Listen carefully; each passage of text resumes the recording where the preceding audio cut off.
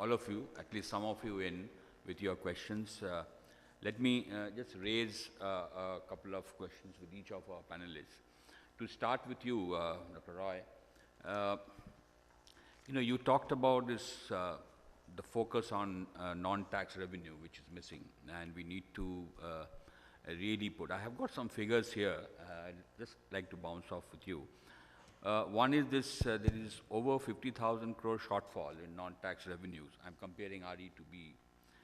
And the over 1 lakh crore overshooting on revenue expenditure in 2017-18. So the fiscal deficit wasn't really a surprise. But if you look at the revenue deficit reduction, which has been achieved between 2013-14 and 2017-18, it has been only 0.5% of GDP. Now, do you think that this doesn't really augur well for the trajectory of medium and long-term real interest rates as well? Now, how do you see what the steps the government should take in order, because this is an important issue, what steps the government should take on an immediate priority basis as far as boosting their non-tax revenue is concerned, and whether it is possible in the short term? Yeah, thank you. I think this is going to be very controversial. And Chetan is here, no? Yeah. I think we need to come up with a new, how do I put it, settlement with the Reserve Bank of India. That's absolutely number one. It does, because I fail to understand, well, I should say I reject the logic of a central bank that has reserves well in excess of 6 lakh crores, allegedly to do its job as a banking regulator, of which not a paisa, not a rupee, finds its way into bank recapitalization. So if the regulator is there to make sure our banks are okay, then if these reserves are not going to be used for bank recapitalization and they're going to be used for some abstract financial crisis, then surely when government is faced with shortfalls, if the order of magnitude of what we saw, then the least the central bank can do, without, I would submit, jeopardizing its balance sheet, is maintain the dividend as percentage of GDP that it did not do. I'm troubled by this. I mean, I'm sure there are excellent modeling reasons why the Reserve Bank needs to keep its reserves in check. But thinking in the broader national interest, the maintenance of a dividend by the central bank, which would go a long way to alleviating the fiscal deficit, would have been rather helpful. It is the unhelpful attitude that we have then, which is why I'm using the word settlement. Second, we need to come to a dividends policy and a settlement with respect to what we are doing in terms of asset restructuring and how that will play out in terms of future anticipated receipts from capital sales and future dividends. If we are saying that that net amount is going to fall going forward, then I need to see the numbers calculated. And I'm happy to help calculate them. But we do need a medium-term non-tax revenue policy, which we don't have at the moment. We are doing it on the hop, and you know what happens when you do it on the hop?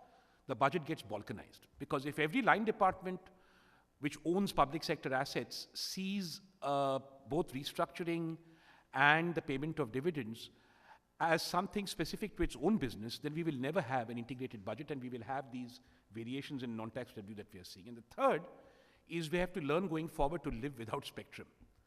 And if that means that we're going to budget for lower non-tax revenues, so be it, right? On the revenue deficit front, very frankly, in the FRBM committee, we had said that we can reduce the revenue deficit with the best will in the world, essentially by cutting subsidies hugely, to about 30% of the fiscal deficit. We can't do better than that. In the sense, therefore, getting to zero in the next 7 to 8 years is not going to be possible. The chief reason for that is that one of the important drivers of the revenue deficit is establishment expenditure, which is outside the control of the finance ministry, both for pay commission reasons and because of holy cows. We have to keep putting money into defense revenue expenditure.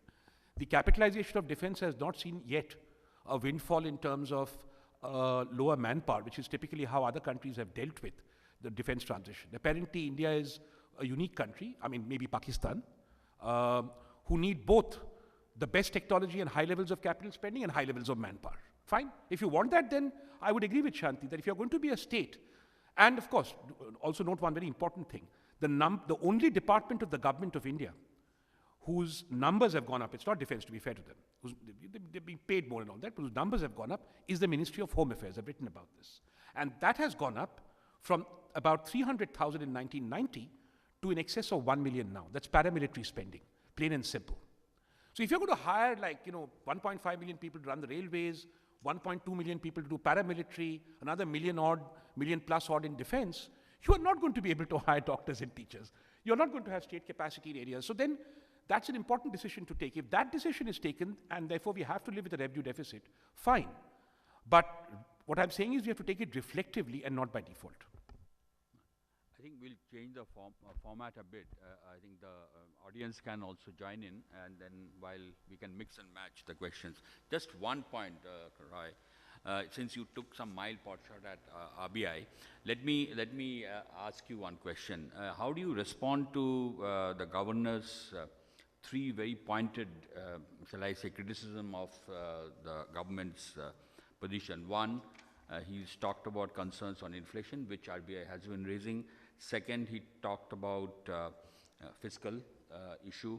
And third, which came as a bit of a surprise, was his oblique criticism of the tax on capital that the government of India is subjecting capital to. How do you respond to these three? Do you think it's valid, or is RBI passing the buck? I'll respond in two ways. I don't think the division of labor I'm sure the governor didn't intend this. But the way the media and others have been interpreting this, the division of labor is not that the governor comments on fiscal issues, including what taxes the government of India chooses to levy or not, and the government of India does not comment on inflation. It's a shared journey. It's obvious that if the governor was that concerned with the fiscal deficit, then I would have expected him to take a rather more, I would say, cooperative view on the fall in non-tax revenues. He clearly did not. So it is not, in my view, right that the central bank comment on the state of economy as an external observer when they're actually part of solving problems together. The fact that the fiscal deficit will be inflationary, I don't understand. Presumably the MPC, sort of took the numbers as given. I noted that the MPC even commented the last time on the likelihood of a fiscal deficit slippage, and the governor needs to do what he needs to do. We are not disputing that. The governor needs to do what he needs to do to keep interest rates intact. I do not think it is right or proper for the Monetary Policy Committee or anybody else to comment on individual taxation measures. There's a division of labor in most countries, and this is not appropriate. Right. Any of you? Yeah. The lady there. This is a question for Shanthi and maybe Yamini comment. Shanthi, you spoke about the concern about, growing involvement of private sector in welfare.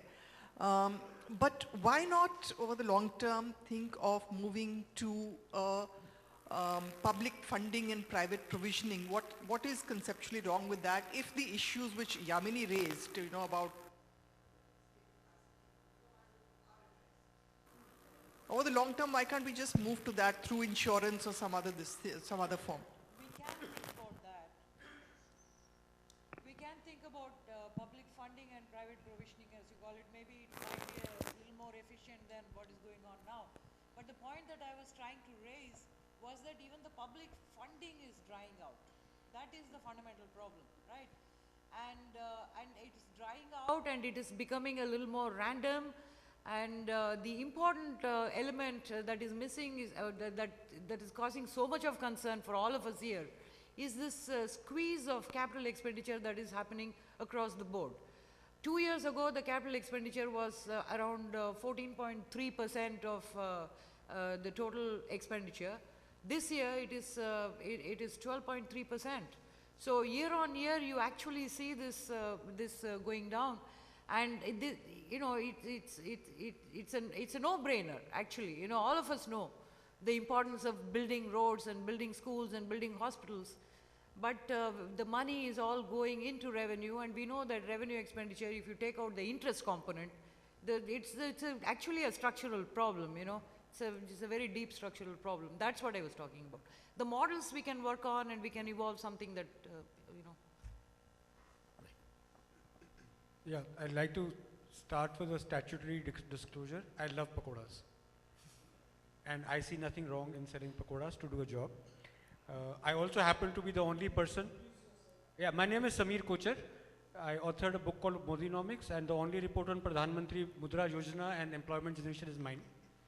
So I'd like to ask one question, like Rajat Kathuria said, if there was so much rampant unemployment, why there is no social unrest? I'd like the panel to reconcile that. And I'd like to share my take on the whole thing. As per my report, 1.75 crores new jobs have been created under Pradhan Mantri Mudra Yojana. These are not all selling pakoras. These are vegetable sellers, these are home bakeries, these are rickshaw pullers, these are carpentry shops, these are masala makers, these are laundry guys. Now, whether these jobs are better quality jobs or high quality jobs or sustainable jobs is another question, but it is better than being hungry and jobless. Okay? And before that, that area was rampant. Second point is that because of GST, people who existed because of only tax arbitrage, a large number of businesses closed down and their employees lost jobs. So where did those employees go? All of them have got a security cushion of Pradhan Mantri Mudra Yojana. The second thing that, so there has been a large movement from informal sector to informal sector, and that would have not been possible but for the Mudra Yojana. The second thing that Shayamal Majumdar pointed out to the Ghosh and Ghosh report is the second part of it, that people who moved from the informal sector to the formal sector added to the payroll kind of jobs. I think it's very, very naive in a country like India to depend only on payroll data to talk about employment. Any comments on the panel? So at IDF, we've been doing some work on a skill development project. And one of the things we are looking at is the so-called entrepreneurship development. You are calling it pakoda seller because, you know, whatever. I mean, yeah. But if you look at the, and this project is with women, right? So if you look at the kind of activities that they are doing, it's not very different from making pakodas and selling. That is what I'm trying to say. And, but when you look at the incomes that they are getting, it's far below minimum wages. So what are we really, romanticizing here? That this kind of entrepreneurial activities will actually contribute to their...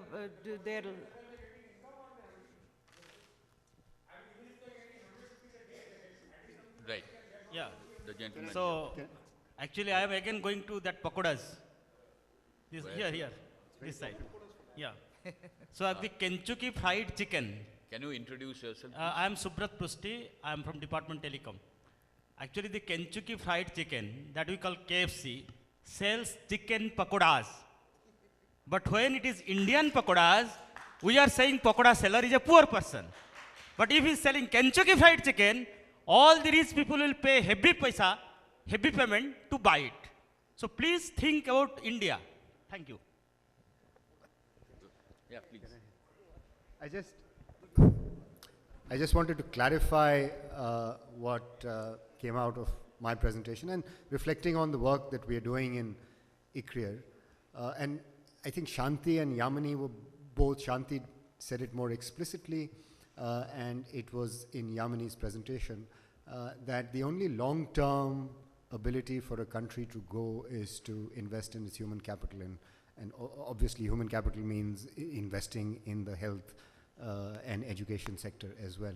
The point that we are grappling with, and entirely based on evidence, not on sort of anecdotes, on evidence, is if there are such large entrants to the labor force every year, what are they doing? Do we have scientific evidence to say where they are going and what they are doing? That's one. Maybe Santosh will be able to address that question. Where are they going? Given that our labor data, employment data, comes with a huge lag, we don't have a sense, I think, of what's happening there. That's the first point. And second point that we were sort of trying to address is if there is going to be formalization of the traditional informal sector, are the wages, or is it going to be sustainable? And is there going to be a convergence in wages between people who work as permanent workers or in the interim now there will be fixed term contracts? Is there going to be a convergence in wages, or is fixed term employment merely going to, this is not a criticism, everything is not said as a criticism. This is, students of economics often talk about Pareto optimality. So what is the trade-off really? Try and understand the trade-off. So when you say, is fixed term employment going to replace the contractual workers, and is it going to be sustainable? Now, if we have sort of evidence-based answers on this through better quality data, I think policy-making function will be better served. That is, the limited point that there is no value judgment on the nature of the jobs, except that jobs that are created should be productive for a country that aspires to grow in the long term. And I also wish, if I could take one more minute on the question that was raised previously on, and Yamini spent a long time talking about this, investing in state capacity and therefore being able to withdraw from provision to regulation.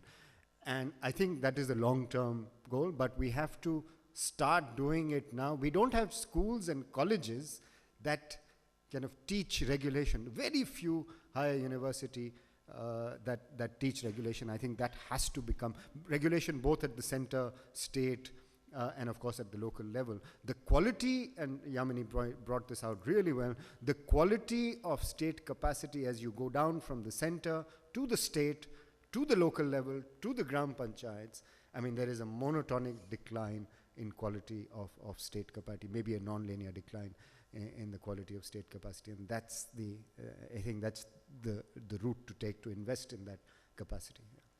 Just want to come in here. I think we spend a lot of time in this country arguing over public versus private. The reality is that it's a complete mix, and that's the reality in which policy has to be made. So regardless of what one's utopian position might be, this is the reality, and we need to start thinking about how best to work that reality. Even primary school is much, much more privatized. But it's also important to recognize that the private sector doesn't respond to incentives in the way in which we always think makes sense. One of the big learnings from RSBY, right, the national level health insurance program, that hospitals don't just miraculously open up the minute the government decides it's going to start doing insurance. There's a whole set of things that have to happen. And if you're going to be investing in all of those things, only then can we have a meaningful conversation about what is it that should make sense to be private and what is it that makes sense to be public. I don't think we are even close to having that conversation except from ideological prisms. And frankly, our realities are so complex that it doesn't make sense to continue in that conversation. On just one more point, I think on this jobs issue, I think we are seeing a lot of social conflict, and the politics that we are currently witnessing, all the new mobilizations and the new churnings, whether it's what's happened in Gujarat or even Jallikattu in Tamil Nadu, these are all signs of something that is changing, something that has gone deeply wrong. Why is it that rich communities are asking for reservations in government jobs? Something is very wrong out here. It's worth acknowledging that.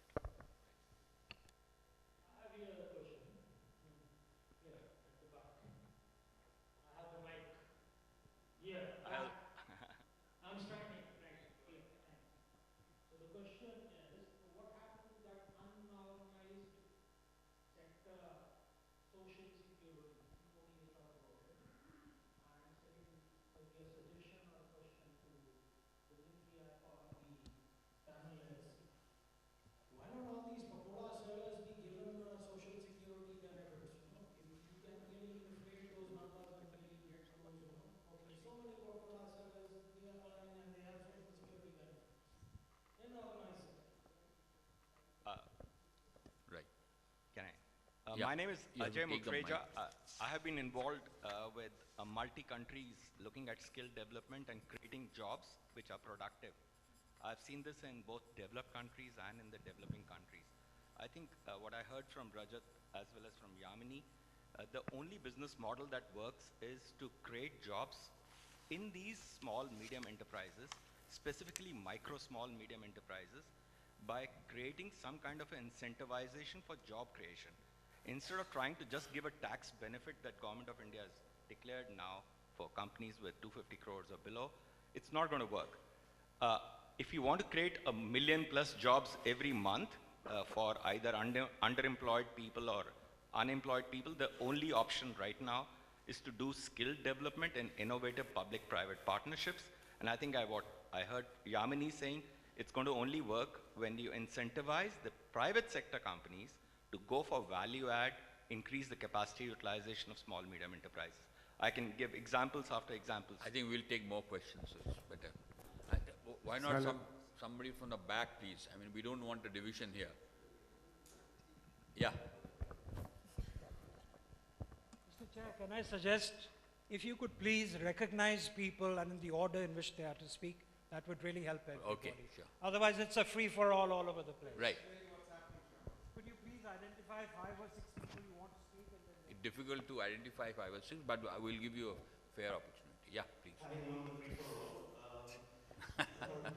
Just a small question, maybe directed at Rajat. Rajat, you talked about this being the beginning of the dawn of great new industrial era, industrial policy, etc. In some sense, we're raising tariffs across the board for the first time in 25 years in radio. But we've seen some measures of protection already taken, for example, to protect the steel industry. Now, you will look in vain for job creation being conducted by the steel industry over the past year. But today's headline, or yesterday's headline, whatever it was, is that Tata Steel's profits have grown fivefold. Now, is there some sense in which there is genuine thinking and understanding how, in particular sectors that are being protected, an increase in protection will lead to greater job creation and not just more revenues for screwdriver manufacturers? Right. Would you like to respond? No, I mean, I think that's a very good question in the sense that does, raising tariffs, secure you more jobs, if not immediately over the long term. I don't have evidence to answer the question. The narrative that I was putting forward is that in a world which is becoming increasingly protectionist, as reflected not necessarily only through tariffs, it could be, I think the trend increasingly is towards non-tariff barriers.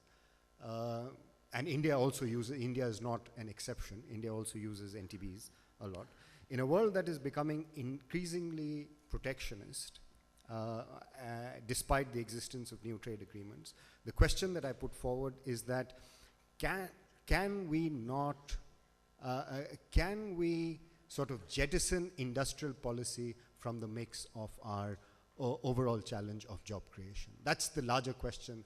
That now, whether industry specific, whether it's steel or cement, whether that will lead to job creation, and it's difficult to unpick whether protectionism would do that, or whether would lead to loss, would not lead to job creation, or whether it's other factors that are happening in the environment that are preventing jobs from being created. But I don't think it's something which we can any longer ideologically kind of cast out of the boxes of instruments, a basket of instruments that we use. Every country does it. I mean, you only have to look carefully. PMA is an instrument that every country uses, including India, preferential market access, to promote local industry with the intention in the current environment of job creation. So I don't think it's something that we can now cast aside. We have to look at it seriously. And the government of India, in fact, has just started a consultation. Well, not started. The consultation has been going on now for quite a few months on a new industrial policy for India. And that the point of departure of that new industrial policy, as opposed to 48, 56, and 91, the point of departure, I think, for this new industrial policy is the demographic profile of India, which sort of squarely at the question that you raised. And second, of course, is what is technology and automation? What are these variables going to do to jobs? So I think squarely the new industrial policy would address this question. And I think it's worth serious consideration, even though there is resistance to looking at industrial policy. Mr. Shah would add? Just to perhaps step back a little and reflect a little on the problem that India faces in its informal sector, with something like 93% of our labor force in this kind of employment, I think we have to really do a paradigm shift of not thinking of informality as an obstacle to rapid development, but really a solution to rapid development. It is the biggest safety net that we have today in our country. And we need to think about the institutions and the policies that are required to not simply do this mantra of let's formalize everybody in the informal sector, because that is a monumental challenge for our country, given where we are and given the way we are growing. So we need to step back and think about how economic theory, economic policy, cross-country experience can guide us into better using the informal sector that we have already, and to produce within it the sources of sustainable livelihoods, the sources of growth and investment. I think if we don't do that, we will miss an opportunity of actually using what we already have, and blindly thinking, well, unless we formalize everything, we will never solve the problem. So I just want to put that out.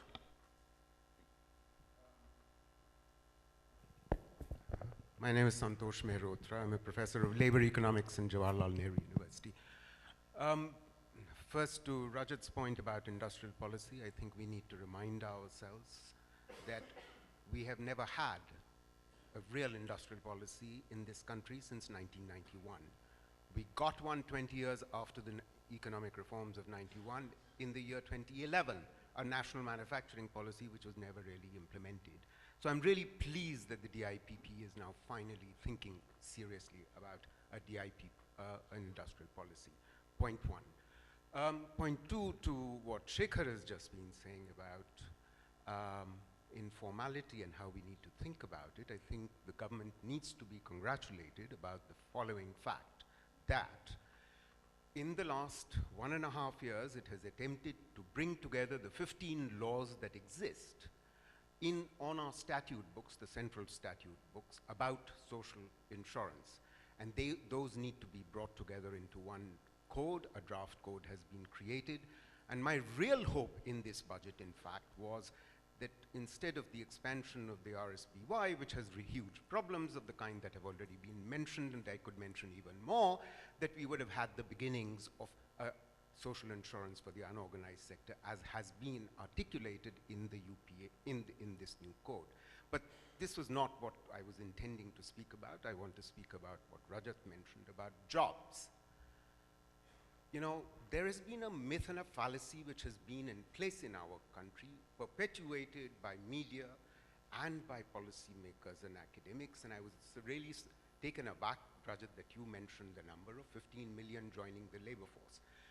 Let's just remind ourselves that this number of 12 million joining the labor force comes from a period 1999, 2000 to 2004-05. That was the, and these data points are national sample survey data points. Only in that period did 12 million people join the labor force, never before that, and never since then.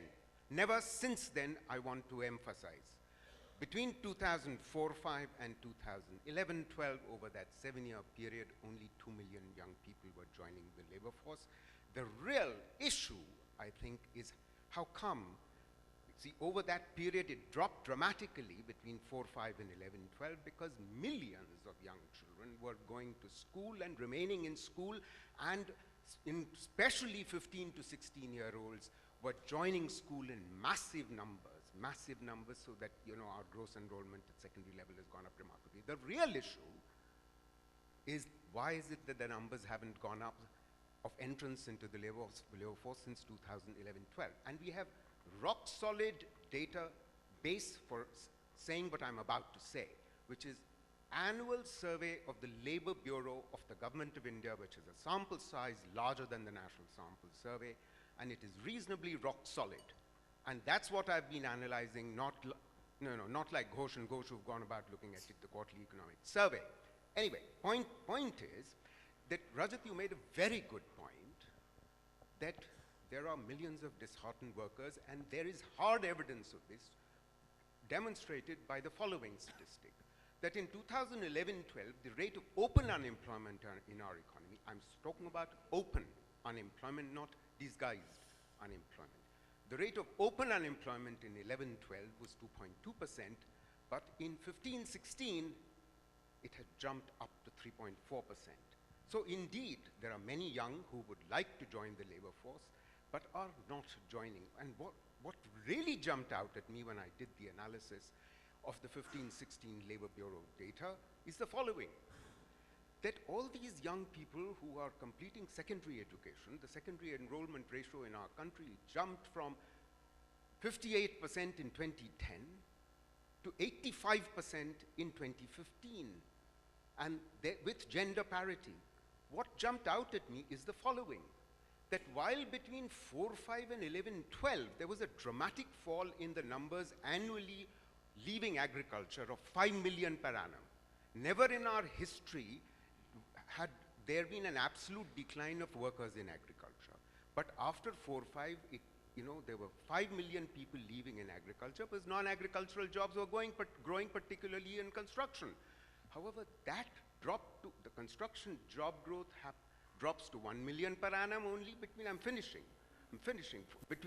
drops to only 1 million per annum between 11-12 and 15-16. But the remarkable point is that if you disaggregate this by age, 15 to 29-year-olds, you find the following, that the youth are saying in the Labor Bureau national data that they're in agriculture. There's been a 30 million increase in agriculture between 11-12 and 15-16, 30 million, who are all reasonably well educated. These are all disheartened workers. Let me just say one word about Mudra. The honest point about Mudra is that, yes, of course, it is generating some, new self-employment. No question about it. The average size of the loan, you said 92% are below 50,000. The average size of the loan is only 17,000. But there are, as you rightly said, Rajat, there are trade-offs. There are alternative uses of the same bank funds. And I would suggest there are two ways of actually sustaining the growth of firms, small firms, if you were to redirect at least part of this 1.8 lakh crores towards micro, small, and medium enterprises who actually, especially at a cluster level, which would, we do know is that micro MSMEs account for only 17% of all credit, and 83% is accounted for by large firms. So if I was to redirect some of this funding, it would go to MSMEs directed at clusters, and then it would also should also go to SHGs, which is where we have an excellent program called the National Rural Livelihoods Mission, and if the money was to go there, it would enhance livelihoods for older women who are dropping out of agriculture because of the mechanization. Thanks very much. Thank you. Yeah, please.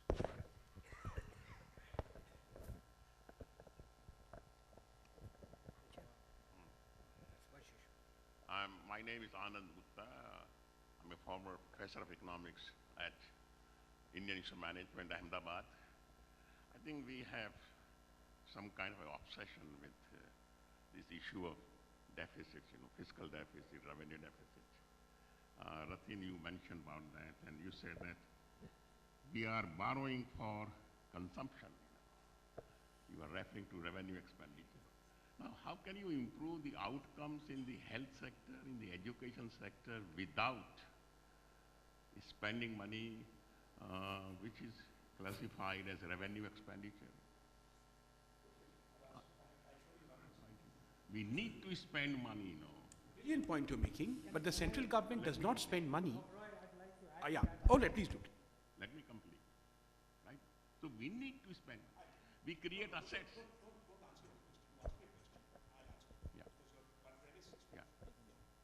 Can I just add to that on the revenue thing that, My name is Sanjeev. I work for the Observer Research Foundation. that Doc Roy, two things. One, of course, the point that was just raised, that this artificial definition between revenue and capital is a bit warped. Take the national health insurance thing. You'll be paying premiums, right? And the idea is that the private sector would put in the investment and put in all those hospitals and all, despite Yamini's criticism or critical acceptance of that. Now, hasn't the finance minister put in a lot of fat in the budget? He's put 60 basis points of fat in the budget already. He's put in 50,000 crores for the railways that Piyush Goyal says he can raise by monetizing his assets. He doesn't need that money. He's put in 20 basis points into the Northeast. I'm not sure what he's going to do over there. He's put another 12 basis points into Narega, which he may or may not need if growth picks up, and into industrial development, which I'm sure Rajat will be happy with. But there are fat points in the budget that he may not use. As a result of that, the FD would adjust hopefully on its own. Possible. Comment. Yes. Let me first answer it's a very important question Professor Anand asked. I'm glad you agree with me that spending on teachers and doctors is actually consumption. Let's not use the word consumption, recurrent expenditure. So having agreed on that, the big truth is the central government does not spend on teachers and doctors. State governments do, and state governments are not running in the aggregate a revenue deficit. Your revenue deficit... Then the focus should be on proper management of public expenditure rather than the numbers on fiscal deficit or revenue deficit. The focus on proper management of public expenditure is a permanent truism. It is always true that you should manage your public expenditure better than you were yesterday. So if you look at where the government's revenue expenditure deficit is occurring, and I suspect they will abandon that category next year from what I read in the finance bill, you will not get a number. I will be calculating it for you at NIPFP. It is coming from establishment expenditure. I must get your heads out of the sand. I must get your heads out of the sand. You are not spending on teachers and doctors and social workers. You are spending on paramilitary and defense. Please understand this. And that is the driver of your revenue deficit. I'm not commenting on whether you should or not. By all means, spend on it if you wish. But understand that at the margin, your problem is coming because you're spending on establishment expenditure. Do not conflate teachers and doctors with spending of the central government. Do not conflate spending on social workers with spending on the central government. We are heading towards a period of severe fiscal problem because these are expenditures, the salaries of railwaymen, of military people, of paramilitary, which has gone up by 300%. These are not within the control of any finance ministry. These are automatic expenditures. They must be tax financed. They absolutely have to be tax financed. The GST compensation that's going to the states, which puts stress on the central government as a result of a political settlement, effectively has short-charged the finance ministry. If tax revenues in a given state do not go up by 14% every year, the balance has to be compensated by the center. There is no discretion with the finance minister. We are in very serious situation here, and I must say I commend the finance ministry, and you're right, Mr. Ahluwalia, for presenting actually, I would say, in election year, an extremely hair-shirt budget. But it has not done so because it doesn't want to spend money. It has done so because there is little money to spend. Getting state capacity right is important, but that's not a budgetary matter. On the fiscal deficit, you're probably right. There is room. But that room may well be spent on the insurance scheme, because you see the 2,000 crore allocation on the insurance scheme is small because good fiscal practice. We don't know what we're going to spend on yet or how much. So that has been put there for startup. Now if you find that the scheme is acceleratable, then what we call as fiscal guys expenditure switching is always possible. I would say to the tune of 15 to 18 to 20,000 crores. But my larger point is expenditure switching will not get you away from the driver behind your revenue deficit. Put another way, if I cut all subsidies by 80% tomorrow morning, you will not have a zero revenue deficit. So you have to understand what the drivers are. Thank you. I just wanted to, clarify a thing, lest people go away thinking that I'm a votary of industrial policy, or go away that, the jobs that I quoted, the number was precisely for the reason that Santosh mentioned. Now that it's become a part of the popular discourse that it may become distortionary in the way it is applied, and that was precisely why I said that we need a better handle on jobs data, and I'm glad the task force on employment's recommendations to the government, some of them have actually already, they are on the field and they are being implemented. And on industrial policy, and as Sanjeev mentioned, and the questions, I mean, this is something that will be on top of the discourse in India, rightly or wrongly. Let me say that the economic survey talks about it as well, but also says that if a country like India has to sort of take advantage of the takeoff, whether it's manufacturing or services, the external market, the export market, has to be a part of the mix. India cannot take off by relying only on the domestic market. No country before India has, you know, achieved that takeoff of 7, 8, 10% growth without, you know, being competitive in the world market. So, I mean, there are trade-offs, as I was saying, but I haven't said anything here to my mind that, you know, industrial policy, of course, could be designed in a way that allows you to achieve both things if you work clever enough. Right. Please. Thank you. I'm Shekhar from ICRIER. Since there's a lot of talk of strategy by panelists, so I'm going to raise 3 quick issues, and I expect the panelists to answer. Is what we are committing. We have spent so far only 20 billion rupees on health insurance. So do we even look into these things when we talk about this?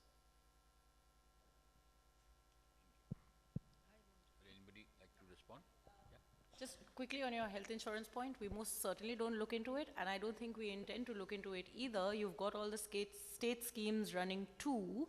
I think there will be some top-up story that will occur, and it's not going to happen in the run-up to the elections. They've already said 15th August, 2nd October. By the time you move everything, there's not going to be another budget till the next election. So this is going to be a really good, think about it. You're standing up in an election rally saying, Har ghar ko 5 lakh diya hai. Come on, it's a great story. Doesn't matter what you actually do, and somebody else's problem later anyway. Lady, please. I just wanted to speak a little candidly here. Last year when I had gone to FICCI for a large gathering where Ruchir Sharma spoke, denying the fact that demonetization had in any way impacted the public of India, his comment was that I'm so happy that the Indian public has so comfortably accepted the demonetization. When I tried to refute it by giving examples, he was in a mode of denial. But if you see his latest article in Times of India, I think most of us have pointed out that schemes after schemes were mentioned in the presidential address. And Yamini, you would agree that in a presidential speech, we do not talk of the government schemes at all. And the budget did the same. Why were we trying to over-justify something? We could always have, giving money, allocating money, talking about gender. Don't we need the money for this birth, survival, and safety of the girl child? How many of us are actually worried? Haven't the previous government been addressing the issues of the girl child? But what one finds it, and unfortunately, I travel every day to a university which is situated in Haryana, and the newspapers are every day full of the rapes of the infant, the girl child, and women. I expected that the government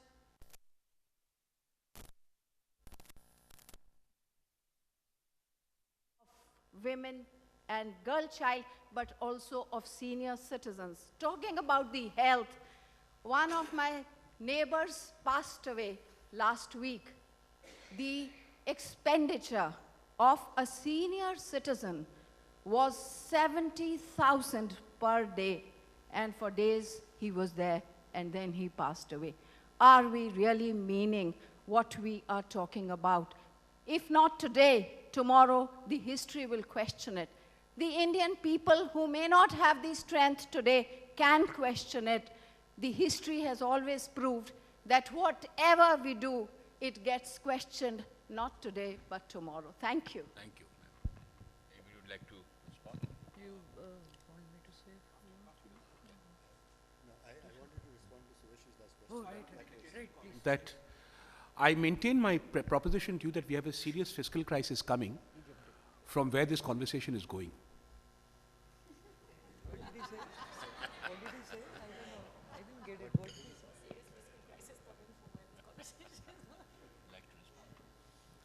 The people of India are really populist Rajat. regardless of what our macroeconomists tell us to do. Excuse me.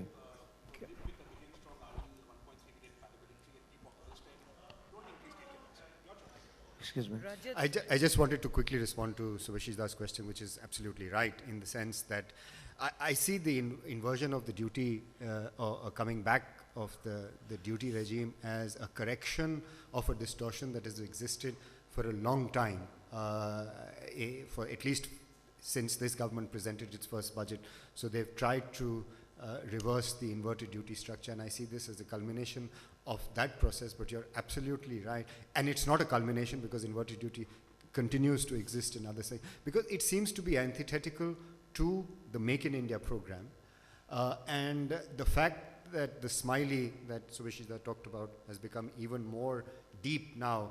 Most of the value resides, if you look at a smiley sort of curve, a U-shaped curve, most of the value resides in design and post manufacturing, and we don't have any presence in design. Of course, I mean, if India can get presence in design, nothing like it. But I think for the assembly, the wage component is so low now that the question is an open question. I mean, that is a serious question that one needs to. But I see the imposition of slightly higher duties, I think, just as a trend that has been going on for a long, long time. I can see a lot of hands being raised, so we are running out of time. So To respond to the lady who Okay. said, just quickly. I think one of the reasons why the central budget doesn't pay much attention to this is because law and order and state governments. Haryana is a special disaster state as far as women's status is concerned. I mean, we all know that. And the disaster is not coming because the government is not doing anything. Disaster starts at the socio-cultural practices level. So what is it that you want the government to do? To tell you to develop a healthy respect for women? To start thinking with your heads, for God's sake? But yes, I mean, I would welcome, a mainstreamed discussion on the safety and security of women. But unfortunately, in the budget for the center, I don't think there is much scope for that. This Beti Bachao, Beti Padhao, etc., it's rhetoric. let's be brief in our questions. The lady there, Pooja, yeah.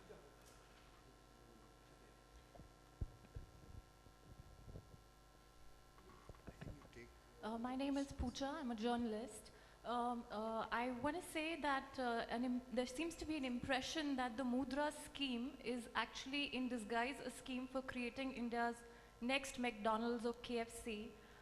Would you like to dispel that notion and say what it takes to create the next McDonald's or the next KFC?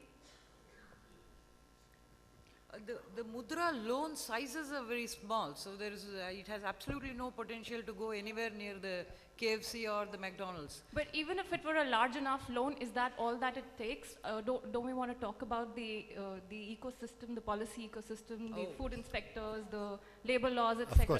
We are just simply assuming that you give a 50,000 loan, and then there you have your next McDonald's and KFCs coming out of India. Absolutely, and I think Santosh hinted at a very important question in the Indian context, which is why do SMEs not grow eventually to become large, and and create large-scale labor-intensive employment, as has been the case in the past? So What is it that prevents firms from becoming big? Google, and we keep saying, when is the next Google going to come in India? Or are we going to get the next Google in India? But you realize that it started off small and then became big. If you look at the history of Indian firms, you would see them, and this has been, driven to death, and everybody's talked about it. Martin's sitting here, he's, and clusters around 49, depending on which labor law you want to avoid, clustered around 49 employees, clustered around 90 employees. Firms just don't become big, and which is what you're raising, which is what Santosh mentioned. Why don't firms become big? And there's a whole policy environment out there. We know what we need to do. I think we know what we need to do, including reforming the labor laws, but I don't think that's all that we need to do. It's a necessary but not a sufficient condition. The credit constraint that I faced, the doing business indicators, the logistics performance indicators, and so many things that need to fall in place to be able to. Why did manufacturing not grow? Why did services grow? That itself is a case study that helps us to look at the possible solutions to this problem. I'm Naveen Chaudhary, and a small organization, Kisan Shakti Sangh, we work for. There are more than 60% people of this country are dependent on the agriculture. Now, to the panel and especially to Shekhar, the budget has said that the MSP would be more than 50% of the input cost. He has said that A2 plus FL. Recent reports have said that the winter crops, wheat and mustard, already have got 79 to 100 or 110% odd more prices than their input cost if they are calculated at 8.1. Second is, sir, if it is already there, how are they just juggling the things?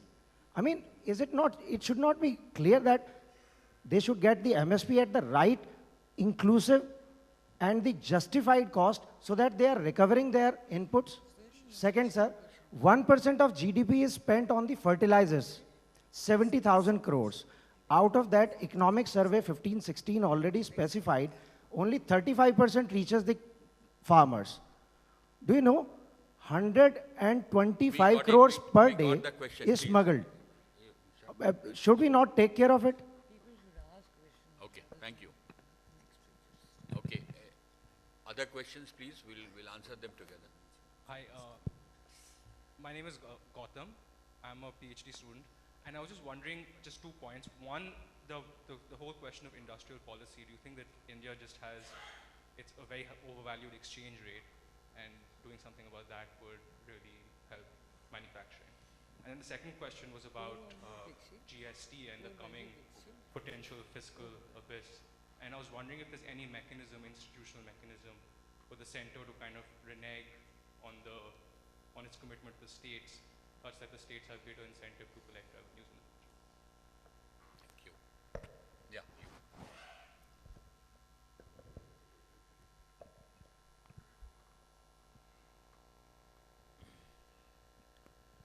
My name is Priyaranjan Das, and I'm a journalist. I was trying to look into the budget.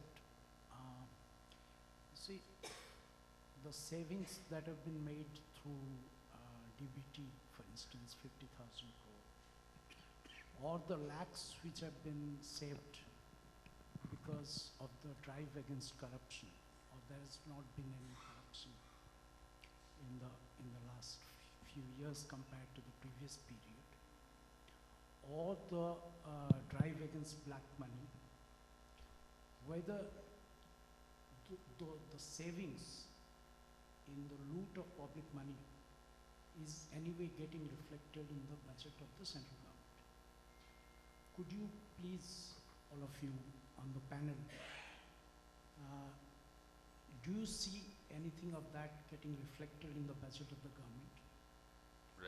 Right. Yeah, sir. Thank you, Mr. Chairman. I have 3 quick takes which I want to share. One, since this is a gathering of economists, I do not see anybody attempting analysis of the defense budget, allocations to defense. Given the geostrategic realities, would any panelist like to tell me what has happened in terms of the contribution to defense allocations for priority uses of the forces. Because our geopolitics is heating up in every way, China on that side, Pakistan on that side, etc. Second question that I would like to say is that why is it that the finance minister, it's an omission, could not think of quick employment generating avenues in urban areas comparable to Manrega? I think Charan Badba is my name. I'm from Center for Policy Research, economist. So I'm baffled that the most important quick ways of doing were in services in urban areas, even digital, swasta, unfulfilled jobs, things which were low-hanging fruits with very little investment. Budgets were already also there. Implementation was not there. Why was it that this was not factored in first and foremost for employment generation? That the finance minister and panelists now may have to fill in. Third, let others. This is not a question, but a very important suggestion, Okay. Mr. Chairman, if you permit me. The 5 institutions I have been attending also these panel discussions for a very long time.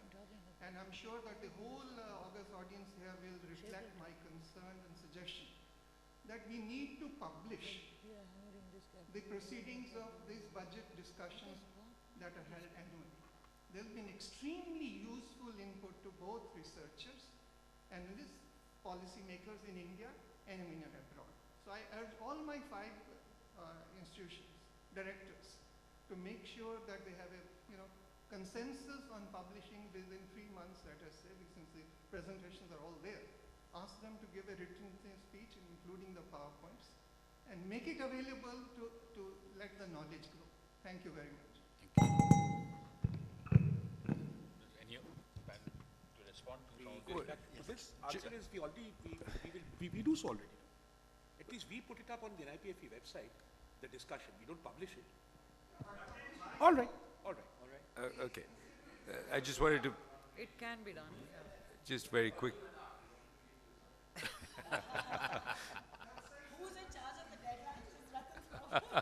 Subhashish will take care Can of the deadlines. I just wanted to respond to the question on MSP. Currently the MSP, the CACP has 3 ways of calculating costs. What's called the A2, the A2 plus FL, and then the C2. A2 is just the direct costs, FL is the family labor, and then C2 is all inclusive. So the current MSPs, except for I think 3 crops, jowar, ragi and sunflower, the MSP already exceeds. So in some sense the promise is kind of vacuous because it's already exceeding the MSP, just the A2. When you do the A2 and the family labor, then I think, and this is the Swaminathan Committee recommendation, this was studied thoroughly and eventually recommended to the government, then something like 8 out of 20 crops then will not meet this. So the point here is that there's actually going to be very little action because the MSP already exceeds the A2 formula. It's only when you go to the C2, which is the total cost of production, including your own assets that you are deploying, that you run into the issue. And I must say that the finance minister was supposed to come to an event of ours last night and he didn't, so I didn't have a chance to listen to his Rajya Sabha debate, which I think went on till about 8:30 or 9 last night. But if you have more information, I'll certainly be happy to look at that. Sure. Let's. A question on, sure. I think what we'll go away with is we are in a looming fiscal crisis and an aborted industrial policy framework in India. But to seriously answer the question on industrial policy and exchange rates especially, I would, and since you're a student, I would recommend that you please read the economic survey, which discusses this quite at length. And says, I think raises the right question, which is that if you're going to have an open capital account, then your ability to manipulate the exchange rate becomes that much limited. So you have to make a choice, as I said. There are trade-offs, so you have to make a choice whether you're going to use exchange rate as a tool for promoting manufacturing exports or exports in general. There's lies, and statistics. I think as far as government savings are concerned, we need a lot more statistics to figure out what is lies and what is reality. So it's very difficult to make any comment on that. But what I do want to say is this: there is a huge amount of underspending in the government system, which is untapped, and in fact we don't even fully know because of the poor quality of our public finance management systems. These are easy, simple fixes. The architecture has been created, it's there, it's available to anyone who wants to fix this. The minute we start doing some of that, there will be a lot more space opened up to ensure that we hire a few more workers into our system without making a mess of things in the way that Rathin fears. So if we really want to do public spending, fix our public management systems, make it transparent, and move money quicker so things actually happen. Thank you. Before all of us break into a well-deserved lunch, I'd like to have asked the panelists whether they would like to make a brief concluding.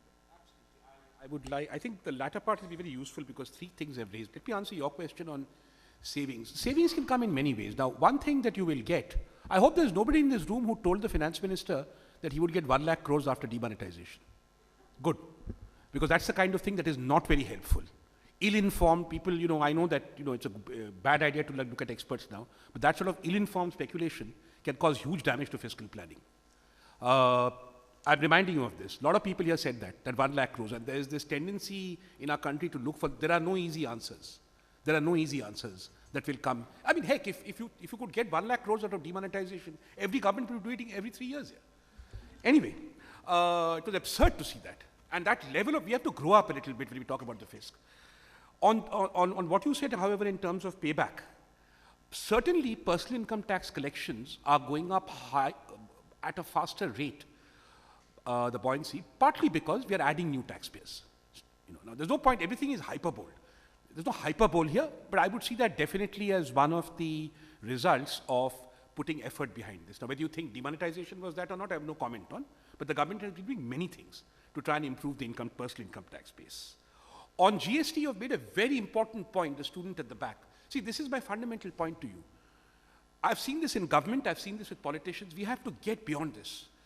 I cannot have entities like the state governments thinking only about their narrow self-interest to the moment if one is to avoid this fiscal crisis. And I'll tell you what, you want to learn about what a fiscal crisis will look like.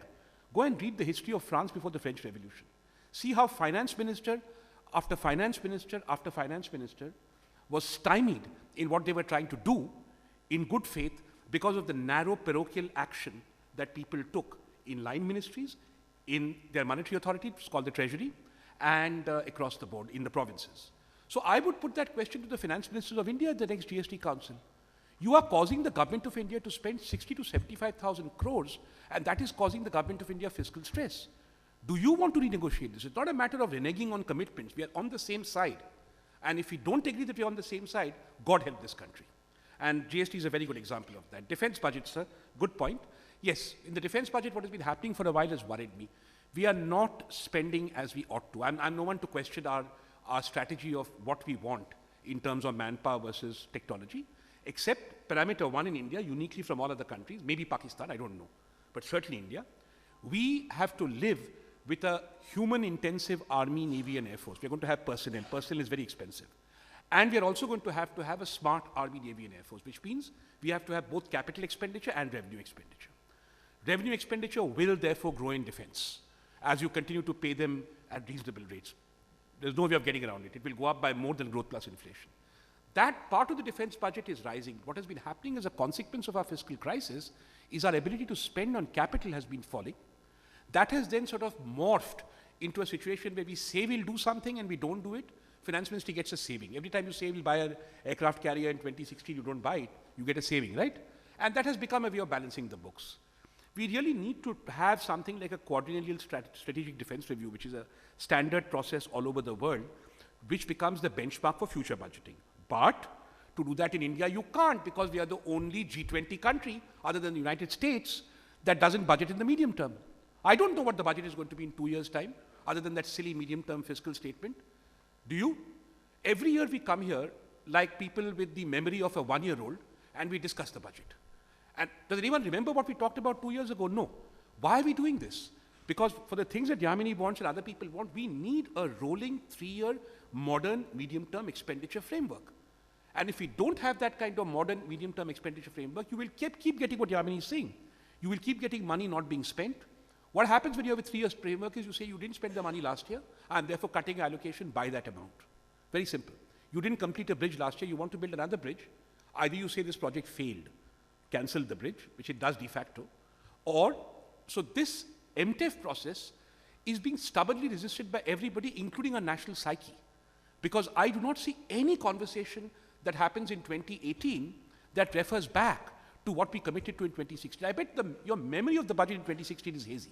So that medium-term framework is actually going to bring all these sort of semi-fuzzy things together in an operational way. I have been advocating this for years, but I don't think I have anybody's support, whether it's industry or the politicians or the bureaucrats. So I'll say it again.